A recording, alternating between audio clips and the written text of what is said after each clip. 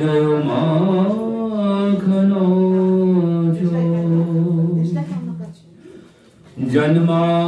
জন্মাদ্যস্য তন্ময়াদিতরতশ্চ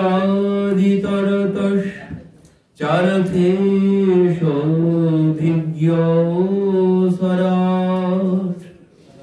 তেনে ব্রহ্মরিদা আদি কবয়ে মুহ্যন্তি যত সূরয়ো তেজোবারিমৃদং যথা বিনিময়ো যত্র ত্রিসর্গং মৃষা ধাম্না স্বেন সদা নিরস্তকুহকং সত্যং পরম ধীমহি। ভাগবতের মঙ্গলাচরণে বলছেন জন্মাদ্যস্য তন্ময়াদিতরতশ্চার্থেষু ভিজ্ঞস্বরাট তেনে ব্রহ্মহৃদা আদি কবয়ে মুহ্যন্তি যত সূরয়ঃ তেজো বারিমৃদং যথা বিনিময়ো অত্র ত্রিসর্গং মৃষা ধাম্না স্বেন সদা নিরস্তকুহকং সত্যং পরম ধীমহি। প্রথম স্কন্ধের প্রথম শ্লোক, প্রথম অধ্যায়ে কি বলছেন? এখানে ভাগবত ব্যাসদেবজি প্রারম্ভ করেছেন বেদের সূত্র দিয়ে। এখানে জন্মাদ্যস্য অতন্ময়াদিতরতশ্চার্থেষু ভিজ্ঞস্বরাট অতঃ ব্রহ্ম জিজ্ঞাসা, ব্রহ্মের স্বরূপ নিরূপিত হয়েছে এই শ্লোকে। এই শ্লোকে বলতে চাইছেন আমি যে ভাগবত রচনা করেছি বা যে ভাগবত শুরু করেছি, শুরু করতে যাচ্ছি, এই ভাগবত আর কিছু না, এই ভাগবত হচ্ছে বেদের সূত্র। তো এই ভাগবতে এখানে প্রথমেই তিনি অতঃ ব্রহ্ম জিজ্ঞাসা দিয়ে শুরু করেছেন।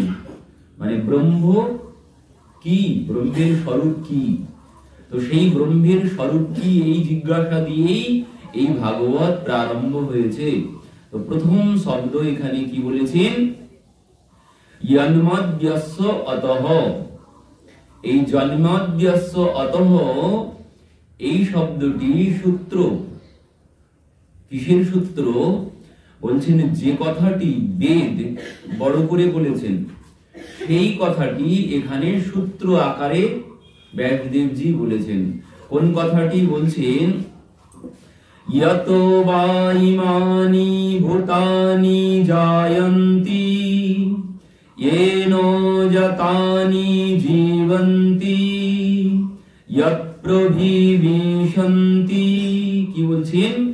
यतो वा इमानि भूतानि जायन्ति येन जातानि जीवन्ति यत् प्रविशन्ति। এর অর্থ কি?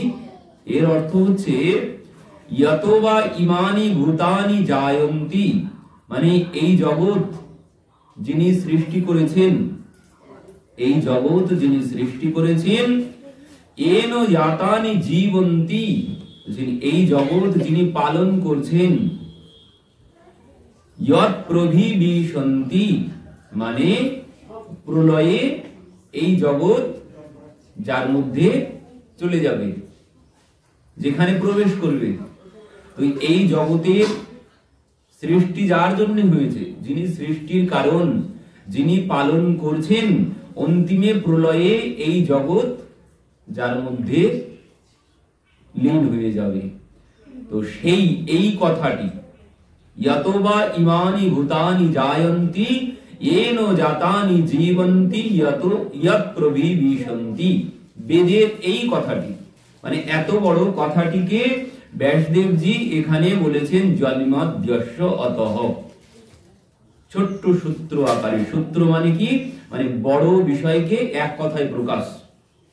তো তিনি এক কথায় বলেছেন জন্মাদ্যস্য অতঃ, যিনি এই জগতের উৎপত্তি, পালনের আর ধ্বংসের কারণ, সেই ভগবান জন্মাদ্যস্য অতঃ অন্যায়াদিতরতশ্চার্থেষু বিজ্ঞস্বরাট, যিনি চার্থেষু অভিজ্ঞস্বরাট, যিনি সর্বজ্ঞ, অভিজ্ঞ, যিনি অভিজ্ঞ স্বরাট, তেনে ব্রহ্ম হৃদা আদি কবয়ে মুহ্যন্তি অসুরয়। তো সেই ভগবান, তার লীলা কেউ বুঝতে পারে না। এমন কি বলছেন, তেনে ব্রহ্ম হৃদা আদি কবয়ে, সেই ব্রহ্মা যিনি আদি কবি, আদি কবি ব্রহ্মা, সেই ব্রহ্মাকে যিনি নিজে জ্ঞান দিয়েছেন, ব্রহ্মাকে যিনি নিজে জ্ঞান দিয়েছেন। তো এবার হয়তো প্রশ্ন হতে পারে, কোথায় আছে ব্রহ্মাকে যে ভগবান জ্ঞান দিয়েছেন? কোথাও তো পাওয়া যায় না। কিন্তু বলছেন ভগবানই ব্রহ্মাকে সমস্ত জ্ঞান প্রদান করেছেন। তো বলছেন ব্রহ্মা কবে গেলেন ভগবানের কাছে পড়াশোনা করতে খাতা পেন নিয়ে? কোনদিন গিয়েছে? কোথাও আছে, লেখা আছে? কোথাও পাওয়া গিয়েছে যে ব্রহ্মা পড়তে যেতেন ভগবানের কাছে? কোথাও নেই। তাহলে এখানে কি বলছেন, তেনে ব্রহ্ম হৃদা আদি কবয়ে, হৃদা মানে সংকল্প, ভগবান সংকল্পের দ্বারা সমস্ত জ্ঞান ব্রহ্মাকে দান করেছেন। এই জন্য দেখবেন সমস্ত বৈদিক কর্মে সংকল্প করা হয়।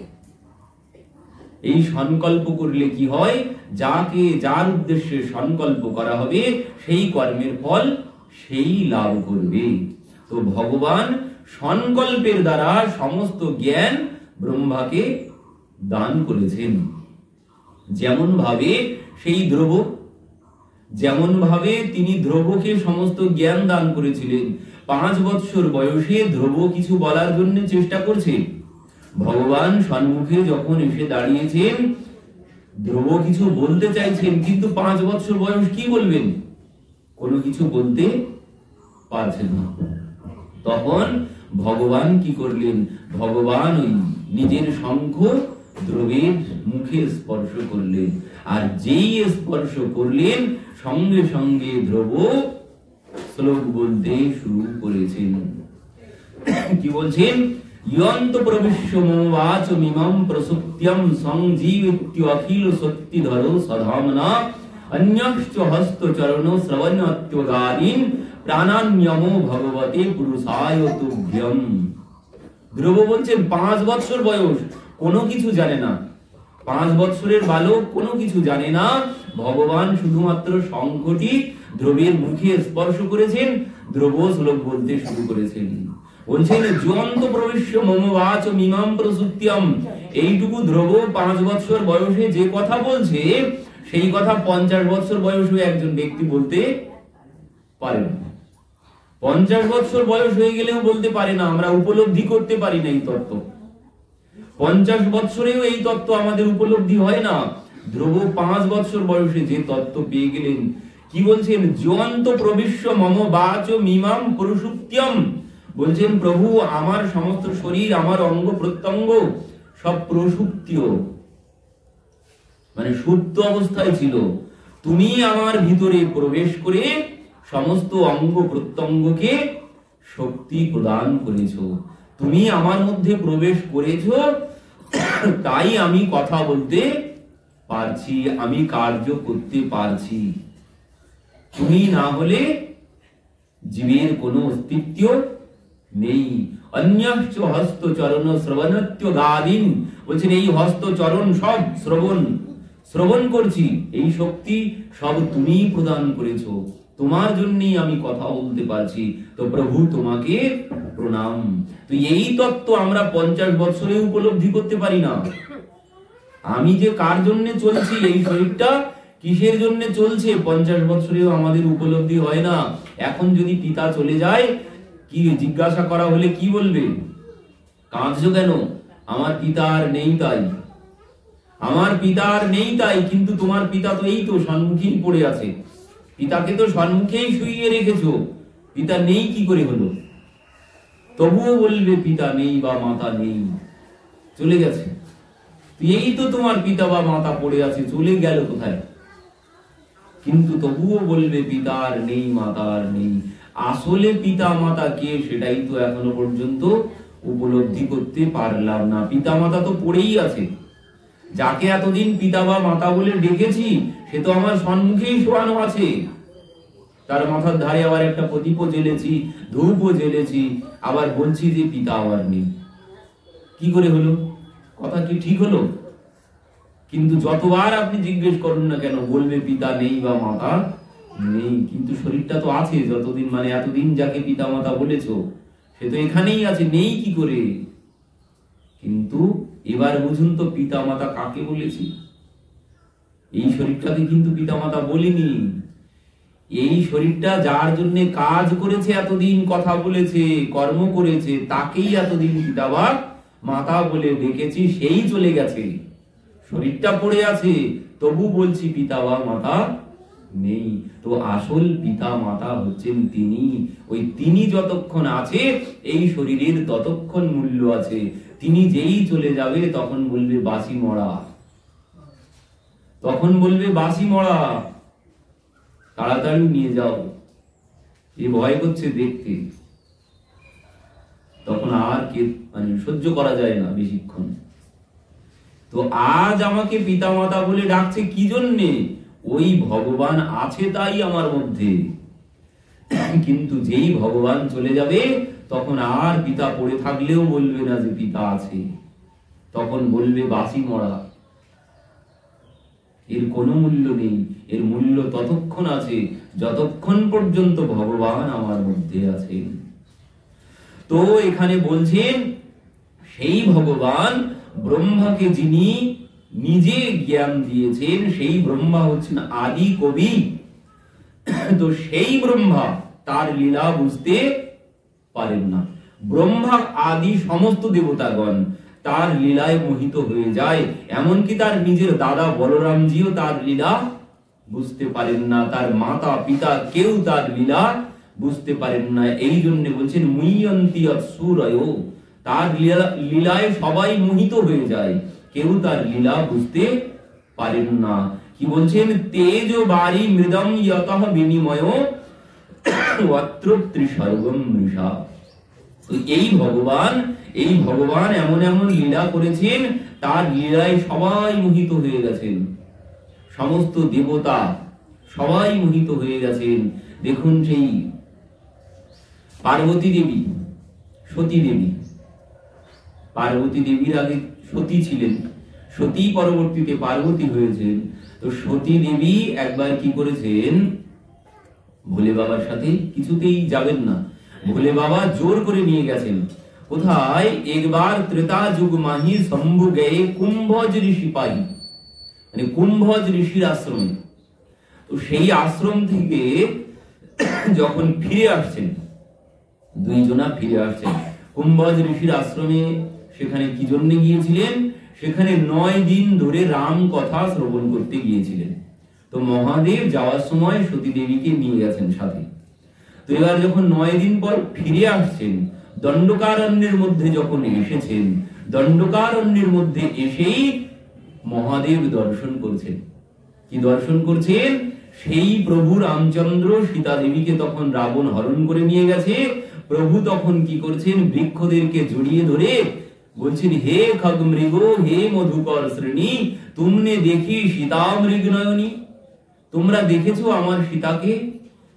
হরিণকে গিয়ে গলা জড়িয়ে ধরে বলছে, তুমি আমার সীতাকে দেখেছো? বলো না বলো। বৃক্ষকে জড়িয়ে ধরে বলছেন, তুমি তো অনেক দূর দেখতে পারছো, তুমি বলো না বলো আমার সীতা কোথায় আছে, তুমি বলো তুমি দেখতে পেয়েছো। আর মহাদেব দর্শন করেই কি করেছেন? মহাদেব দর্শন করেই জয় সচ্চিদানন্দ প্রভু বলে মহাদেব প্রণাম করেছেন, ভগবানকে ষষ্ঠাঙ্গে প্রণাম করেছেন। এবার সাথে আছে পত্নী সতী দেবী। সতী দেবী চুপচাপ দাঁড়িয়ে আছে। কি ব্যাপার দেবী, আমি প্রণাম করলাম, তুমি কেন দাঁড়িয়ে আছো? কারণ পতি যদি কাউকে প্রণাম করে, বলার কিন্তু অপেক্ষা রাখে না।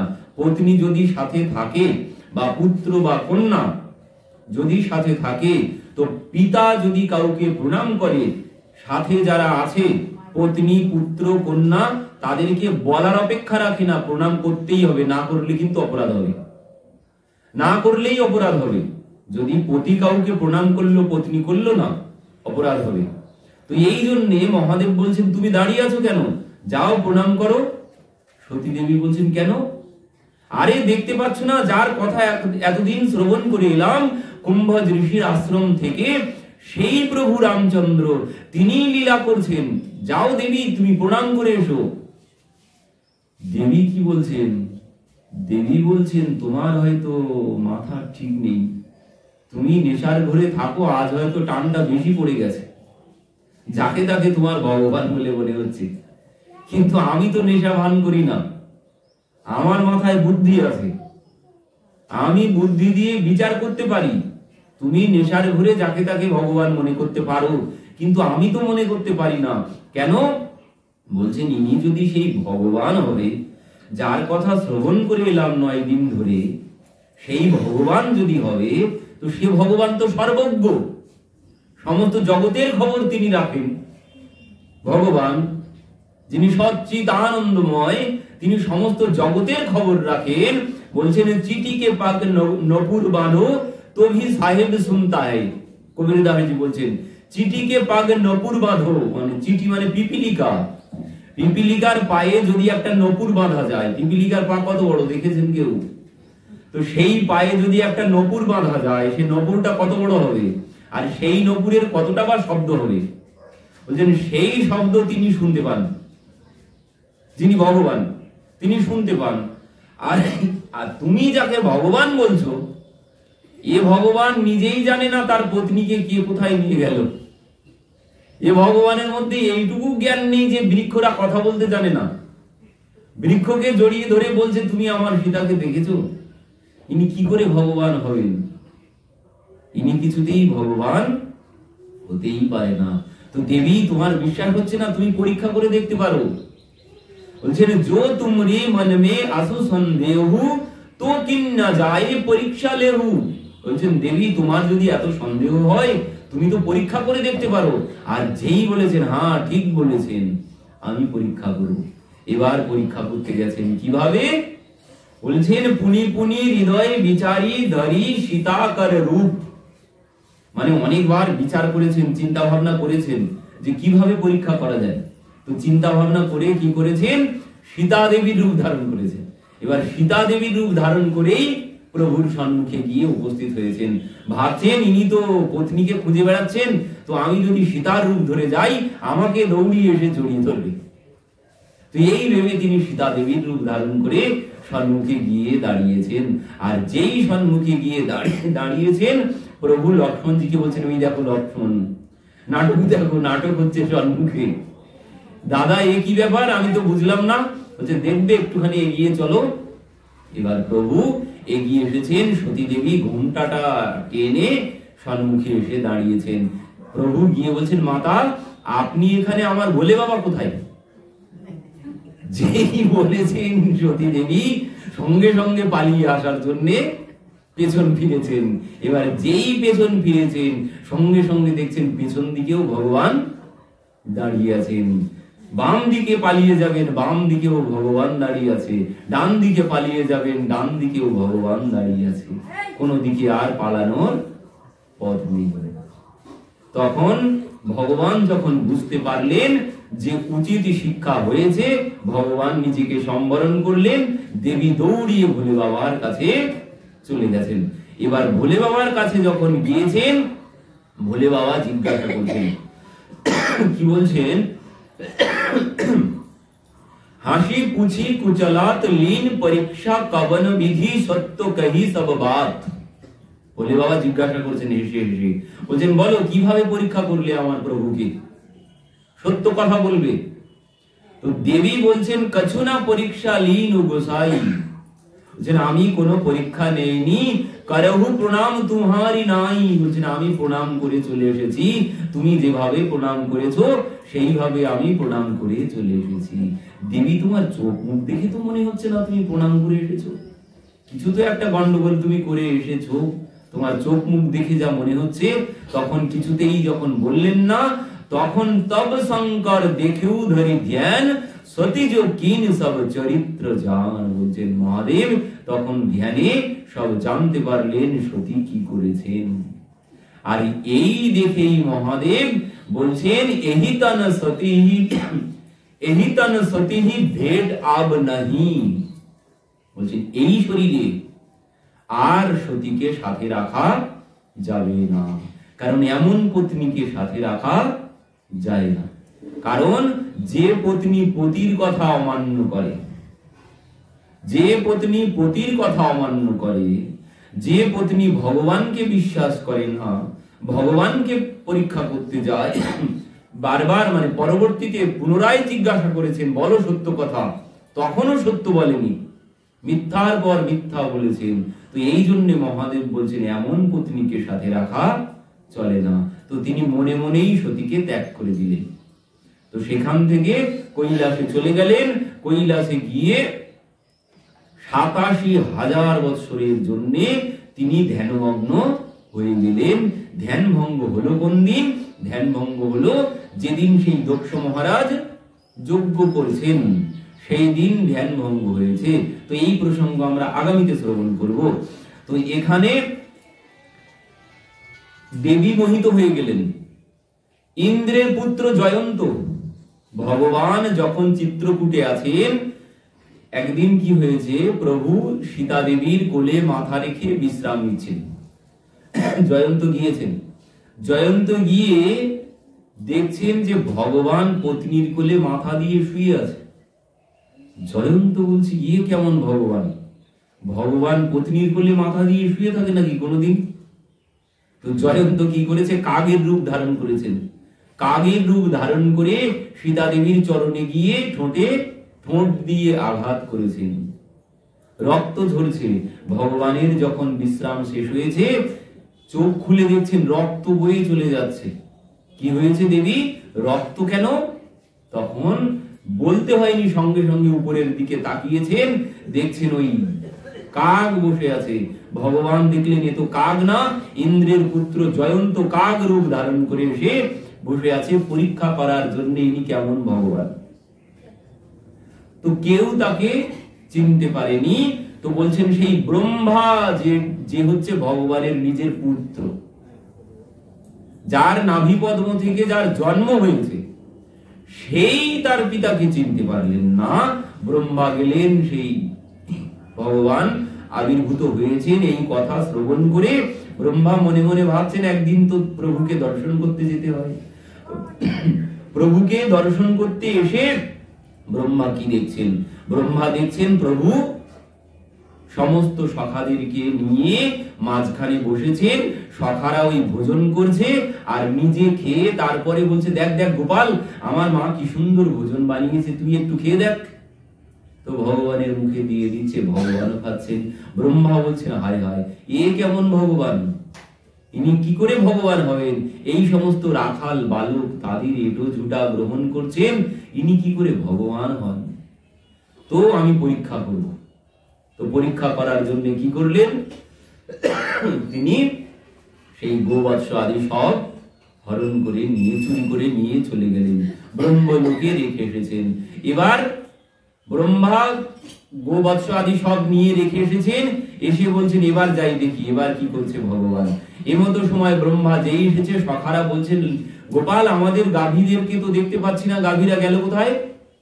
ভগবান বলছেন তোরা এখানে বস, আমি দেখে আসছি কোথায় গেল। এবার যেই ভগবান চলে গেছেন, এবার সখাদেরকে নিয়ে তিনি চলে গেছেন। 1 বছর ধরে এই লীলা হয়েছে। ব্রহ্মা সব রেখে দিয়ে ভাবছেন এবার যাই দেখে আসি ভগবান কি করছে। এবার যেই এসেছেন, এসে দেখছেন সব তো যেমন ছিল তেমনই আছে। পুনরায় ভাবছেন তাহলে আমি চলে আসার আগে হয়তো এরা পেছনের দরজা দিয়ে আমার আগে চলে এসেছে। তো পুনরায় ছুটেছেন, পুনরায় ছুটে দেখতে গেছেন। দেখতে গিয়ে দেখছেন না তো, সবই তো ঠিক আছে। ভাবছেন তাহলে কি দেখলাম, আরেকবার যাই ভালো করে দেখে আসি। আরেকবার আসছেন, এর মধ্যে ভগবান কি করেছেন, ব্রহ্মলোকে গিয়ে উপস্থিত হয়েছেন। ব্রহ্মলোকে উপস্থিত হয়ে আর এক নূতন ব্রহ্মাকে বসিয়ে দিয়েছেন। ব্রহ্মলোকের দাঁড়িয়ে বললেন, দেখো এখন কিন্তু জগতে সব ডুপ্লিকেট বেরিয়ে গেছে, মানে সব জায়গায় ডুপ্লিকেট, যেখানে যাবে সেখানেই ভেজাল। তো ব্রহ্মারও কিন্তু অনেক ডুপ্লিকেট ব্রহ্মাও বেরিয়ে গেছে। তো কেউ যদি বলে আমি ব্রহ্মা, তাকে কিন্তু ভিতরে প্রবেশ করতে দিও না। এই বলে ভগবান চলে গেছেন। ব্রহ্মা পুনরায় এসেছেন, এসে দেখে বললেন না এখানেও যেমন আছে, তো আরেকবার যাই দেখে আসি ব্রহ্মলোকে। মানে ওখান থেকে দেখে, গোকুল থেকে দেখে পুনরায় ব্রহ্মলোকে গেছেন। এবার যেই ব্রহ্মলোকে গেছেন, এবার গিয়ে দেখছেন দাঁড়িরা তো আর ঢুকতেই দিচ্ছে না। বলছেন এই দেখ দেখ দেখ, আমাদের প্রভু এক্ষুনি বলে গেল না ডুপ্লিকেট ব্রহ্মা বেরিয়েছে, এই তো বলতে বলতে এসে গেছে, ধর ধর ধর, ধরে মারতে শুরু করেছে। ধরে ব্রহ্মাকে মারতে শুরু করেছে। ব্রহ্মা বলছে আমি তোমাদের ব্রহ্মা, আমাকে মারছো কেন? কে বলেছে আপনি আমাদের ব্রহ্মা? আপনি 2 নম্বর ব্রহ্মা, ওই দেখুন আমাদের ব্রহ্মা বসে আছে। ব্রহ্মা বলছে কই দেখি তো। এবার উকি মেরে ভিতরেও আর ঢুকতে দিচ্ছে না, উকি মেরে বাইরে থেকে দেখছেন, তাই তো ব্রহ্মা তো বসে আছে। তাহলে তখন বুঝতে পারলেন এই যে মার খেয়েছেন, খেয়ে যে আমার ভুল হয়েছে, তখন ভাবছেন যাই এবার প্রভুর কাছে ক্ষমা চেয়ে আসি। এবার প্রভুর কাছে এসেছেন, এসে করজোড়ে দাঁড়িয়েছেন, অপরাধ ক্ষমা করো প্রভু নারায়ণ, তোমার নাভি কমলে হয়েছে জনম। বলছেন প্রভু ক্ষমা করো, তোমারই নাভি কমলে তো আমার জন্ম হয়েছে। তো এদিক থেকে বিচার করলে আমি তোমার সন্তান, আর সন্তানের অপরাধ পিতা কোনোদিন বিচার করে না। ছেলের অপরাধ পিতা না করে গ্রহণ, তুমি মোরে ক্ষমা করো প্রভু নারায়ণ। প্রভু আমি তোমারই সন্তান, তুমি আমাকে ক্ষমা করে দাও। কিন্তু ভগবান কোনো কথা বললেন না। তখন ব্রহ্মা বললেন, উত্তর না পেয়ে ব্রহ্মা বুঝিলেন মনে, ক্ষমা নাহি পাইলাম প্রভুর চরণে। তো প্রায়শ্চিত্ত করিব পাপে ধরায় জনমিয়া। বলছেন এই পাপের প্রায়শ্চিত্ত করব আমি ধরায় গিয়ে জন্মগ্রহণ করে। তো সেই ব্রহ্মা ওই পাপের প্রায়শ্চিত্ত করতে এলেন, সেই হরিদাস হারেশ হয়ে এলেন। কেন? বলছেন ভগবানের লীলায় সবাই মোহিত হয়ে যান, তার লীলা কেউ বুঝতে পারেন না। তো সেই ভগবান বলছেন তেজ বারি মৃদম যথা বিনিময় যত্র ত্রিস্বর্গম মৃষা। বলছেন এই যে জগৎ, এই যে জগৎ, এই জগৎ কেমন? বলছেন তেজ বারি মৃদম যথা। বলছেন যেমন মরুভূমিতে, মরুভূমি যেতে হবে না, চৈত্র মাসের দিনে রাস্তায় বার হলেই দেখা যায় অনেক দূরে রৌদ্রের মধ্যে দেখা যায় যেন মনে হয় সম্মুখে জল, সম্মুখে জল। কিন্তু যত এগিয়ে যাওয়া যাবে জল বলে কিছু ধরাই যাবে না। যত এগিয়ে যাব মনে হবে সম্মুখে জল, কিন্তু জল বলে কোনো কিছু নেই।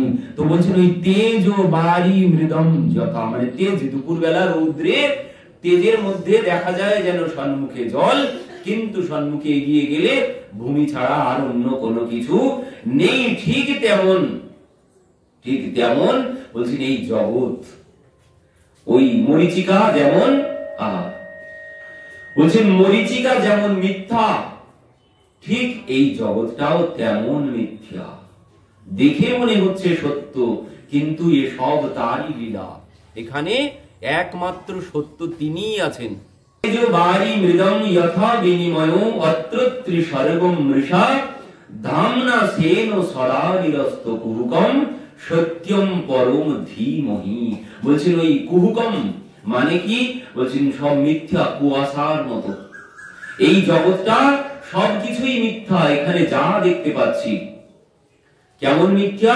বলছেন স্বপ্নে হুয়ে ভিখারি নৃপ রাজা রঙ্ক নাকপতি হয়ে যাবে লাভ না হানি কছু তিনি প্রপঞ্চ জিয়ে জয়ে। বলছেন মহারাজ স্বপ্ন দেখছেন ঘুমিয়ে, মহারাজ রাত্রিতে ঘুমিয়ে স্বপ্ন দেখছেন কুম্ভ মেলায় গিয়ে ভিক্ষা করছেন, ভিখারি সেজে হাতে থালা নিয়ে ভিক্ষা করছে।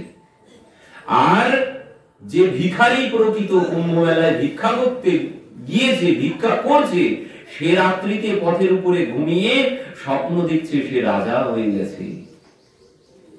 এবার সেই ভিখারি স্বপ্ন দেখছে রাজা হয়ে গেছে, আর রাজা স্বপ্ন দেখছে ভিখারি হয়ে গেছে, ভিক্ষা করছি। এমন সময় রাজাকে যখন ডাকা হলো, রাজা ঘুম থেকে উঠে চারিদিকে দেখছেন, না সব তো ঠিক আছে, সব তো ঠিক আছে, তাহলে স্বপ্ন দেখছিলাম সব মিথ্যা। তো আমার সিংহাসন সব ঠিক আছে, মহল সব ঠিক আছে, আমি আমার মহলেই আছি। আর ভিখারিকে ডাকা হলো, এই ওঠ ওঠ ওঠ, সবাই তো স্নানে চলে গেল, ভিক্ষা করতে যাবি না?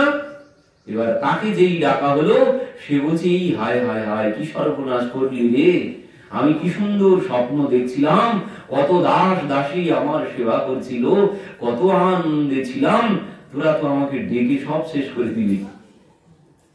তো এই জগৎটা ঠিক এই স্বপ্নের মতো। মোহ নিশা সব শোবে নিহারা দেখই স্বপ্ন অনেক প্রকারা। বলছেন সবাই ঘুমিয়ে আছে, জেগে কেউ নেই এই জগতে, সব মোহ নিশায় সবাই ঘুমিয়ে আছে। আপনারা কি ঘুমিয়ে আছেন না জেগে আছেন? বলছেন সবাই ঘুমিয়ে আছে। এই কথা কি বলছেন লক্ষ্মণজি? বলছেন মোহ নিশা সব শোবে নিহারা দেখই স্বপ্ন অনেক প্রকারা। বলছেন মোহ নিশায়, ওই মায়া মোহ আসক্তি তে সবাই ঘুমিয়ে আছে, ঘুমিয়ে ঘুমিয়ে মানে জেগে জেগে ঘুমিয়ে আছে সবাই। আর ওই জেগে জেগেই সবাই স্বপ্ন দেখছি। আর জেগে আছে কে? বলছেন প্রকৃত জেগে আছে কে? বলছেন প্রকৃত জেগে সেই আছে যে আত্মকল্যাণের কাজে লেগে পড়েছে, সেই একমাত্র জেগে আছে, যিনি আত্মকল্যাণের কাজে লেগে পড়েছেন। আর না হলে আমরা সবাই ঘুমিয়ে আছি। যিনি আত্মকল্যাণের কাজে এখনো শুরু করেননি আত্মকল্যাণের কাজ, তিনি সবাই ঘুমিয়ে আছে। কি বলছেন? যাবৎ সুস্থমিদম কলেবরম গৃহম যাবৎ চ দূরে জরা যাবৎ চ ইন্দ্রিয় শক্তির অপ্রতিহতা যাবৎ শয়নাসহ আত্মশ্রেয়সী তাব দেব বিদুষম করহ প্রত্নহ মহান প্রদীপ্তি ভবনে তু কূপ খননম প্রতি উদ্যম কীদৃশ। কি বললেন? যাবৎ সুস্থমিদম কলেবরম গৃহম। বলছেন এই শরীর যতদিন সুস্থ আছে, সেই সুস্থ অবস্থায় কি করতে হবে? বলছেন বাড়িতে জলের ব্যবস্থা নেই, বাড়িতে জলের ব্যবস্থা নেই, দূরে রাস্তার পাশে কল আছে, তো এখন শরীরে শক্তি আছে, ওখান থেকে জল বয়ে নিয়ে কাজ চালাচ্ছি, কারণ শরীরে শক্তি আছে। তো আমাকে একজন বলল, এইভাবে আর কতদিন করবেন, এইভাবে আর কতদিন করবেন? বাড়িতে একটা জলের ব্যবস্থা ঘরের পাশে করে ফেলুন, একটা কল বা একটা কুয়োর ব্যবস্থা করে ফেলুন। কিন্তু আমি কি বললাম, এখন কেন? ভালোই তো চলে যাচ্ছে, ভালোই তো চলে যাচ্ছে। আমি কি বলছি? করিষ্যামি করিষ্যামি করিষ্যামি ইতি চিন্তয়ে মরিষ্যামি মরিষ্যামি ইতি বিস্মৃতম कर लूंगा कर लेंगे करता रहता है। বলছেন কৃতান্তস্য দূতি জরা কর্ণমূলে সমাগত্য লোক শৃণুধ্যম শৃণুধ্যম। কি বলছেন, করিষ্যামি করিষ্যামি করিষ্যামিতে চিন্তায়, ওই যে করব করব, এতদিন তো মানে এখন শরীরে শক্তি আছে, এখন বয়ে বয়ে নিয়ে আসছি জল, কিন্তু যখন আর শরীরে শক্তি থাকবে না, ভাবছি ওই যখন আর পারবো না বইতে, তখন বাড়িতে একটা জলের ব্যবস্থা করে নেব। কিন্তু এই যে করব করব করব করব বলে চলেছি, কিন্তু কি হলো, একদিন হঠাৎ ঘরে আগুন লেগে গেছে। এবার কি রাস্তার কলের থেকে জল এনে ঘরের আগুন নেভাবেন? রাস্তার কলের থেকে জল এনে আগুন নেভাতে নেভাতে এদিকে সব ছাই হয়ে যাবে। এই জন্য বলছেন, এই যে করব করব না, এক্ষুনি এখন থেকে কি বলছেন, কৃতন্তস্য দূতি জরাকর্ণ মূলে সমাগত্য লোকে স্নুধ্যম স্নুধ্যম। বলছেন কৃতান্তস্য দূতি, কৃতান্ত মানে কি? কৃতান্ত মানে হচ্ছে যম, যমরাজ। আর কৃতান্তস্য দূতি মানে তার অনুচর। যমরাজের অনুচর কারা জানেন? যমরাজের অনুচর কারা? কৃতান্তস্য দূতি জরাকর্ণ মূলে। আগে এসে বলে যে তোমার সময় হয়ে গেছে, গজরাজ শুরু করে দাও। মানে যমরাজের দূত এসে আমাকে সাবধান করতে শুরু করে দেন যে দেখো তোমার কিন্তু সময় হয়ে গেছে। সে প্রথম কোথায় এসে বলে? সে প্রথম কর্ণে এসে বলে।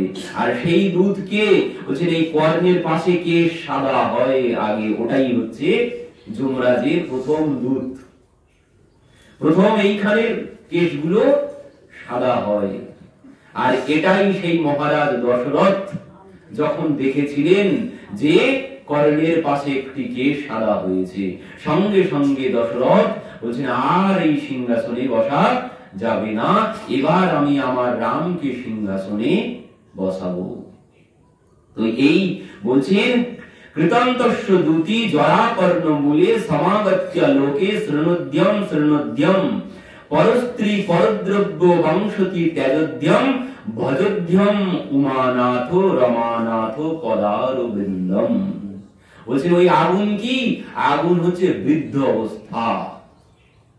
বৃদ্ধ অবস্থা রূপী জরা রূপী আগুন লেগে যাওয়ার আগে, এই শরীরে জরা রূপী আগুন লেগে যাওয়ার আগে সমস্ত কাজ গুছিয়ে বসে থাকতে হবে, না হলে আগুন লেগে গেলে তখন আর জল এনে আগুন নেভানো কিছুতেই যাবে না। বলুন রাধে রাধে। তো এই সময় থাকতে, দিন থাকতে দিনের নাম নিতে হবে। তো বলছেন এই জগৎ সম্পূর্ণটাই যা দেখতে পাচ্ছি সব স্বপ্নের মতো, সব স্বপ্নের মতো। রাজা স্বপ্ন দেখছেন যে আমি ভিখারি হয়ে গেছি, আর ভিখারি স্বপ্ন দেখছেন যে আমি রাজা হয়ে গেছি। তো রাজার স্বপ্নটাও যেমন মিথ্যা, ভিখারির স্বপ্নটাও ঠিক তেমন মিথ্যা। এখানে ওই সিনেমা হলে সিনেমা কখন হয়? সিনেমা হলে সিনেমা কখন হয়? যখন দেখবেন আলো বন্ধ হয়ে যাবে, তখনই পর্দায় লাফালাফি শুরু হবে, তখনই পর্দায় লাফালাফি শুরু হবে। আর যেই দেখবেন আলো জ্বলে যাবে, পর্দা তখন সাদা, তখন আর কিছু দেখা যাবে না। তো বলছেন এই যে অন্ধকার, কিসের অন্ধকার? এই মায়ার অন্ধকারের মধ্যে বসে আছি, তাই এই জগৎকে সত্য বলে মনে হচ্ছে। মায়ার অন্ধকার যখন চলে গিয়ে জ্ঞানের আলো জ্বলবে, জ্ঞানের আলো যখন জ্বলবে, তখন বুঝতে পারবো যে সব সাদা, এখানে কোনো কিছুই হচ্ছে না। সিনেমা হলে যদি আলো জ্বেলে দেওয়া যায়, সিনেমা হতে হতেও যদি আলো জ্বালা হয়, দেখা যাবে পর্দা সব সাদা। তো এই জগৎটা ওই সিনেমার মতোই সব মিথ্যা। এখানে যখন জ্ঞানের আলো জ্বলবে, জ্ঞানের আলো যেই জ্বলে যাবে, জ্ঞানের চোখ যেই খুলে যাবে, দেখবেন সব মিথ্যা এখানে। কিন্তু এখন সত্য বলে মনে হচ্ছে। কেন সত্য বলে মনে হচ্ছে? বলছেন ওই অন্ধকারে বসে আছি, ওই জন্য সিনেমা হচ্ছে। অন্ধকারে বসে আছি বলে সব সত্য বলে মনে হচ্ছে। তো এই জগৎ সম্পূর্ণটাই মিথ্যা। পরবর্তী শ্লোকে বলছেন ধর্ম প্রজ্জিত কৈতব অত্র কর্ম নির্মৎসরানম সতম বিদ্যম বাস্তবমত্র বস্তু শিবিদম তাপত্রয় উন্মূলনম শ্রীমদ্ ভাগবতে মহামুনি কৃতে কিংবা পরৈরীশ্বরঃ সদ্য হৃদ্য অবরুদ্ধতে অত্র কৃতিভি শুশ্রূষুভি তৎসনাৎ।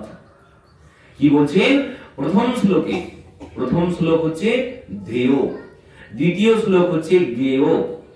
মানে প্রথম শ্লোক কি ধ্যেয় মানে কার ধ্যান করব সেই নিরূপণ করেছেন ব্যাসদেবজি। প্রথম শ্লোকে কার ধ্যান করব বলছেন সত্যম পরম ধীমহি, সেই পরম সত্যের ধ্যান করি। তো সেই পরম সত্য কি? সেই পরম সত্য হচ্ছেন ভগবান শ্রীকৃষ্ণ। দেবতারা যাকে সেই কারাগারের মধ্যে, কংসের কারাগারের মধ্যে গিয়ে বলেছিলেন, কি বলেছিলেন? সত্যব্রতম সত্য পরম ত্রিসত্যম সত্যস্য যোনিম নিহিতম চ সত্যে সত্যস্য সত্য মৃত সত্য নেত্রম সত্য আত্মকম তম শরণম প্রপন্যঃ। বলছেন প্রভু তুমি সত্য, সত্য সত্য সত্য বলে প্রভুকে সম্বোধন করেছেন। তো বলেন প্রভু তুমি একমাত্র সত্য। তো ব্যাসদেবজি বলছেন সেই পরম সত্যের ধ্যান করছি। এবার যার কাছে যেটি সত্য সে সেই সত্যের ধ্যান করবেন। আর এই শ্লোকের এ তো একরকম ভাবে আমরা অর্থ শ্রবণ করলাম, এমন 1000 রকম ভাবে একটি শ্লোকের অর্থ করা আছে। যদি একটি শ্লোক নিয়ে এখন অর্থ করা হয় 7 দিন চলে যাবে এই শ্লোকের মধ্যে। এর মধ্যে এমন এমন অর্থ করা আছে, শ্রীধর স্বামী নিজেই তো 1000 অর্থ করেছেন, 1108টি এই একটি শ্লোকের। তো পরবর্তী শ্লোক, প্রথম শ্লোক হচ্ছে ধ্যেয়, কার ধ্যান করব সেই নিরূপণ করেছেন। পরবর্তী শ্লোকে বলছেন জ্ঞেয় মানে কার গুণগান করব। তো এখানে কার গুণগান করতে হবে কি বলেছেন? ধর্মঃ প্রজ্জিত কৈতব অত্র পরম নির্মত সরানম সতাম বিদ্যম বাস্তবমত্র বস্তু শিবিদম তাপত্রয় উন্মূলনম। কি বলেছেন এখানে? ধর্মঃ প্রজ্জিত কৈতব অত্র পরম। এই ধর্মঃ প্রজ্জিত কৈতব বলছেন অত্র পরমঃ। এই অত্র পরমঃ শব্দের ধর্মঃ প্রজ্জিত কৈতব এইখানে পরম ধর্মের নিরূপণ করা হয়েছে, যা অন্যত্র আর কোথাও এই পরম ধর্মের নিরূপণ করা হয়নি।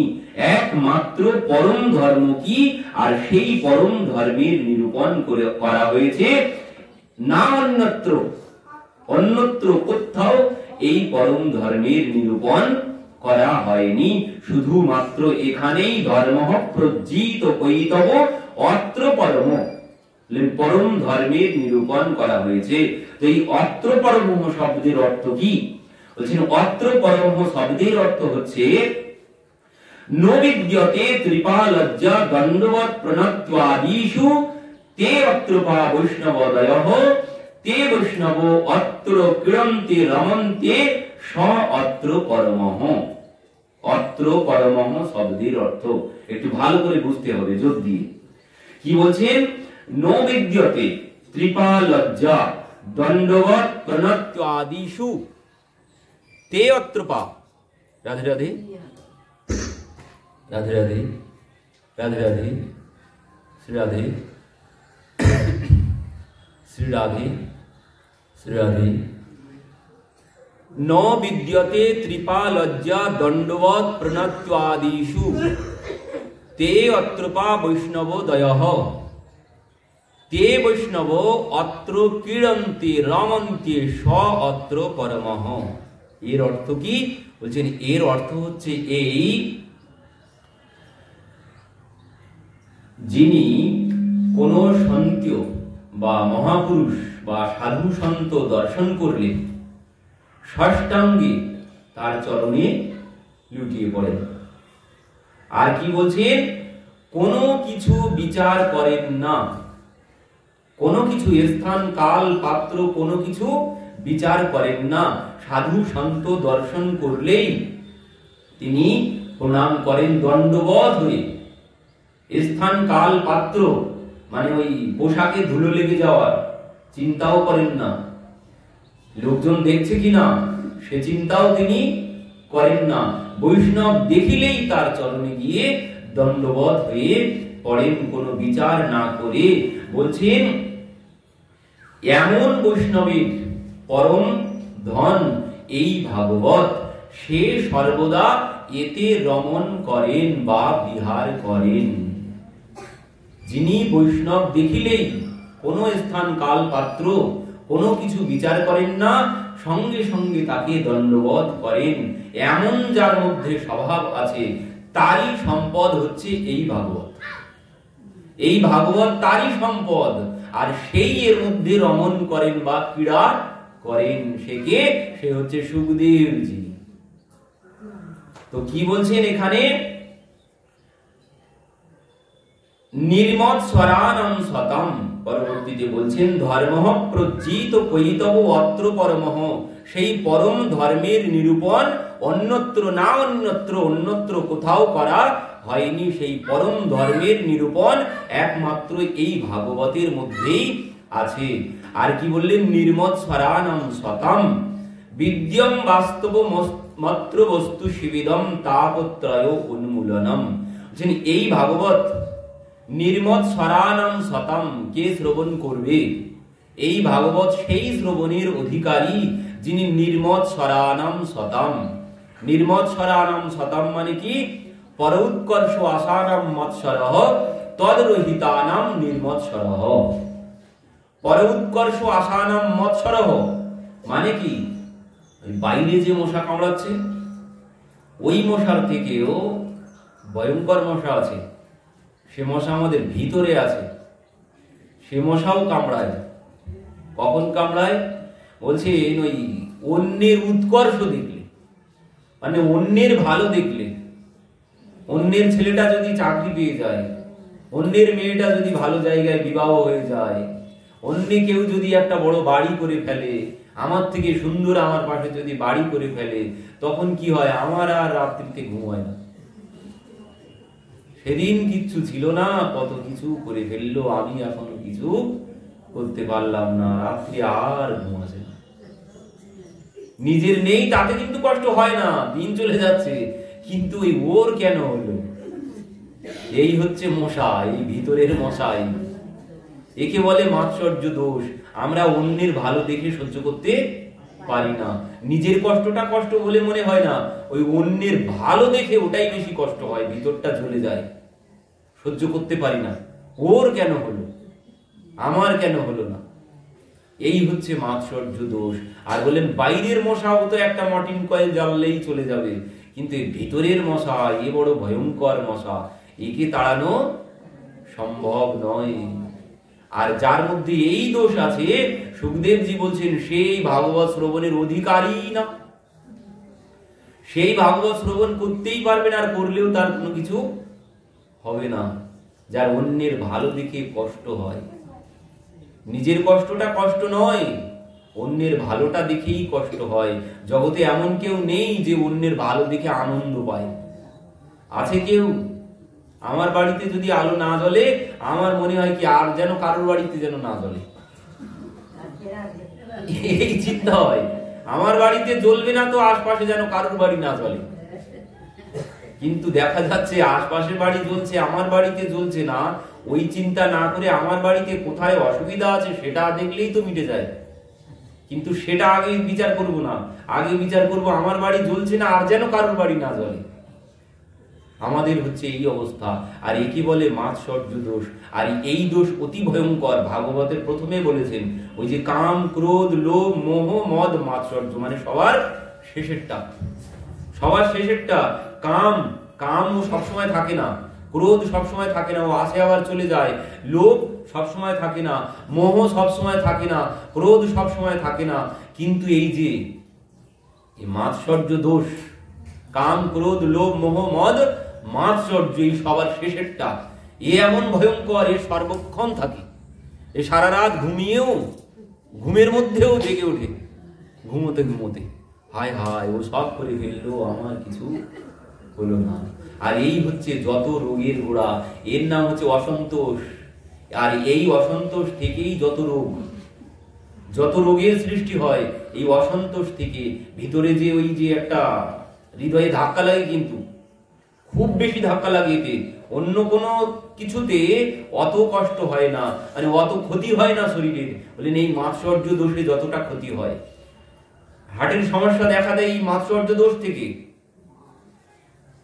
যার মনে আনন্দ নেই, অন্যের সুখ দেখে যার কষ্ট হচ্ছে, ওই যে কি বলে না, রামদেবজি প্রচার করছেন, হাসুন, হাসলেই সব রোগ সেরে যাবে। মানে মন খুলে হাসতে হবে, ওই ভিতরের যা কিছু আছে সব বার করে দিতে হবে, দিলেই তো শরীর সুস্থ থাকবে। আর ওই যে ভিতরে যদি যন্ত্রণা পুষে রাখি, আমাদের সমস্যাটা কোথায়? আমরা এক সারিতে ভোজন করতে বসেছি, দেখা গেল আমার পাশের লোকটার গ্লাসে 1 গ্লাস জল, আমার গ্লাসটায় অর্ধেকটা জল। এই আমার গ্লাসে অর্ধেক দিলে কেন? এই নিয়েই গন্ডগোল বেঁধে যায়। দেখা যাচ্ছে ওই অর্ধেকটাতেই আমার চলে যাবে, কিন্তু ওই নিয়েই গন্ডগোল করবো, আমার অর্ধেকটা দিলে কেন? এই হচ্ছে আমাদের সমস্যা, আমরা অন্যের ভালো দেখতে পাই না, আর এতে কি হয়, নিজের ক্ষতিও হয়।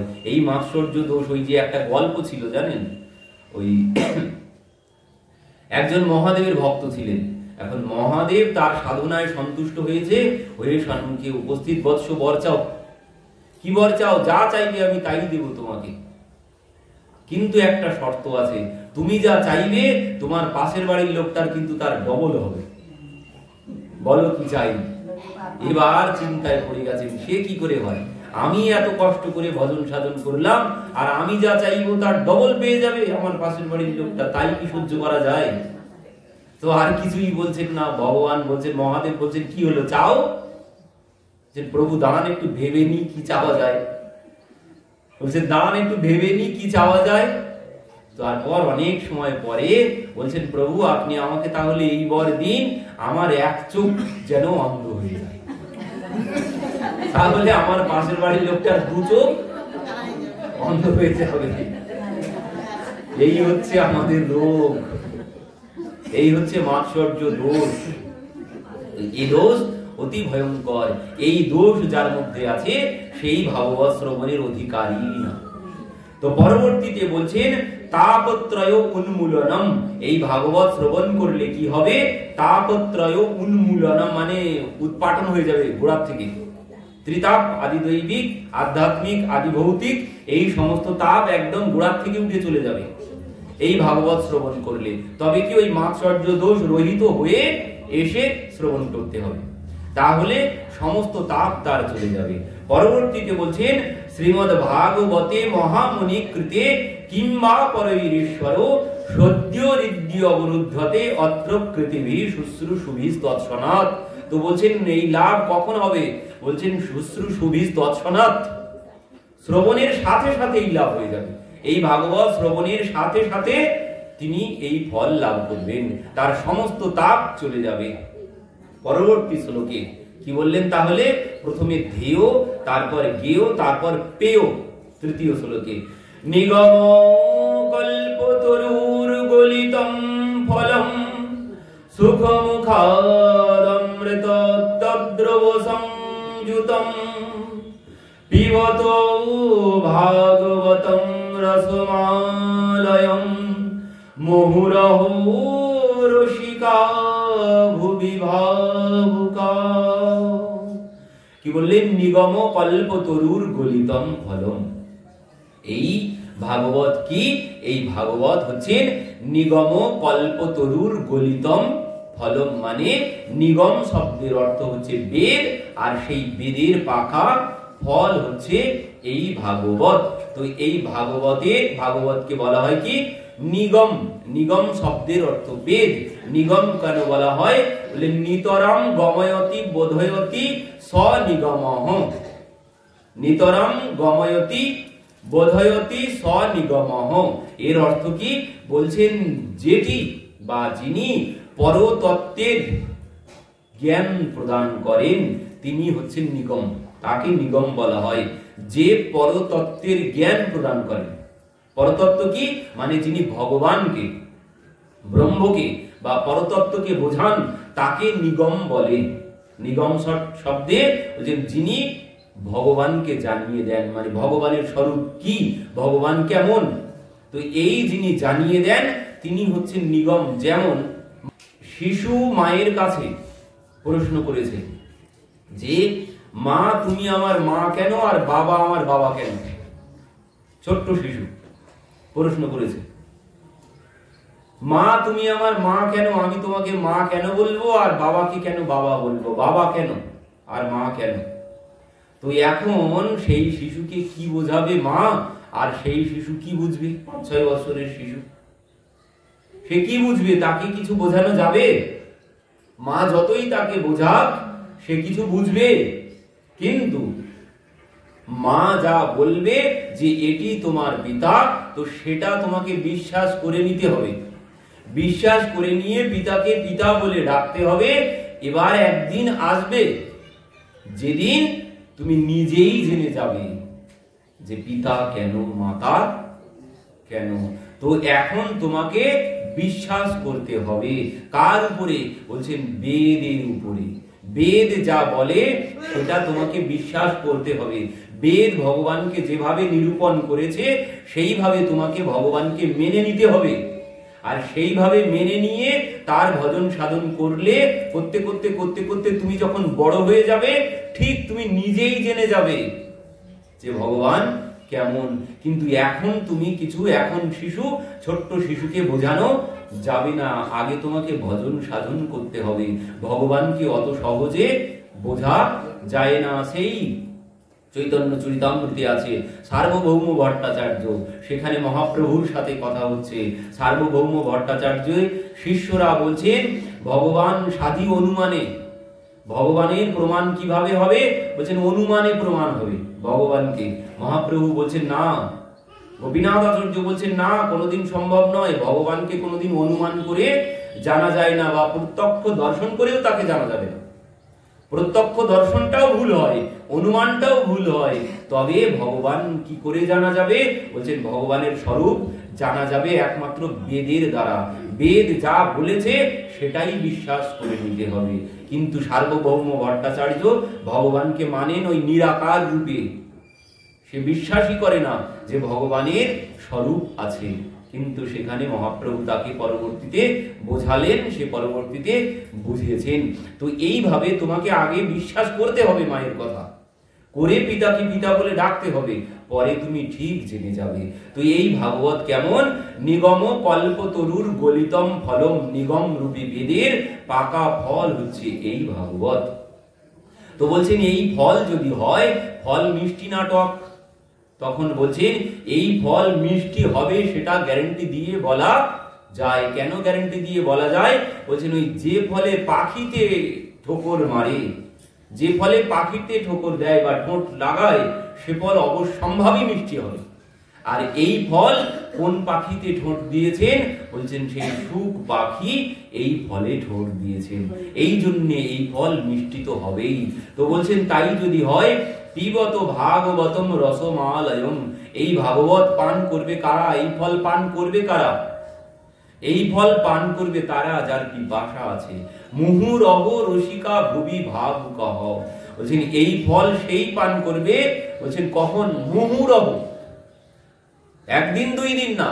যিনি রসিক হবেন, যিনি রসিক হবেন তিনি এই ফল মুহুর্মুহু পান করবেন। কারা পান করবে? যিনি রসিক আর ভাবুক, সে মুহুরহ পান করবে এই ফল। কারণ কি? ওই যিনি রসিক আর ভাবুক হবে সেই এই ফলের রস আস্বাদন করতে পারবেন। আর যিনি রসিক আর ভাবুক না হবেন সে এই রস, এই ফলের স্বাদ আস্বাদন করতে পারবেন না।